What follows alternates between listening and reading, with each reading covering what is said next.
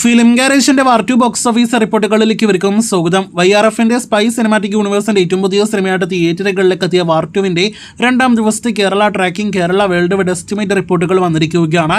അതുപ്രകാരം കേരളത്തിൽ ഉൾപ്പെടെ സിനിമയ്ക്ക് ആദ്യ ദിവസത്തേക്കാൾ കളക്ഷൻ വർധന വന്നിരിക്കുന്നു എന്നാണ് ആദ്യം പ്രേക്ഷകരെ പ്രധാനമായിട്ടും അറിയിക്കാനായിട്ടുള്ളത്.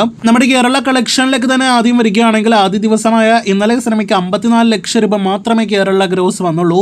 ഇന്നലത്തെ ഇതേ സമയത്ത് സിനിമയുടെ കേരള ട്രാക്കിംഗ് 27 ലക്ഷത്തിൽ പരമായിരുന്നു. ഇന്നത് 29 ലക്ഷത്തിന് മുകളിലേക്ക് എത്തപ്പെട്ടിരിക്കുകയാണ്. ഇന്ന് 60 ലക്ഷത്തിനടുത്ത് കേരള ഗ്രോസ് പ്രതീക്ഷിക്കുന്ന സിനിമ അങ്ങനെ ഇന്നത്തോടെ 1 കോടിയിലധികം കേരള ഗ്രോസ് ഉറപ്പിച്ചിരിക്കുകയാണ്. ഇനി വേൾഡ് വൈഡ് കളക്ഷൻ എസ്റ്റിമേറ്റ് റിപ്പോർട്ടുകളിലേക്ക് വരികയാണെങ്കിൽ ആദ്യ ദിവസം പ്രീമിയർ ഷോസ് എല്ലാം തന്നെ ഉണ്ടായിരുന്ന സിനിമയാണ് വാർ 2. രണ്ടാം ദിവസം അതില്ലാന്ന് പ്രത്യേകം അറിയിച്ചു കൊള്ളട്ടെ. അതുകൊണ്ട് ഓവർസീസിൽ രണ്ടാം ദിവസം കളക്ഷൻ ഇടിവുണ്ടാകും.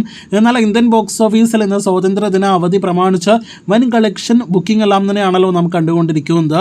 ബുക്ക് മൈ ഷോയിൽ ആദ്യ ദിവസത്തേക്കാൾ മികച്ച ബുക്കിംഗ് കാണാനായിട്ട് കഴിഞ്ഞ സിനിമയ്ക്ക് ഇന്നലെ ഇന്ത്യൻ ബോക്സ് ഓഫീസിൽ 62 കോടിയാണ് ഗ്രോസ് എങ്കിൽ ഇന്ന് 70 കോടിയോളം കളക്ഷൻ പ്രതീക്ഷിക്കുന്നു.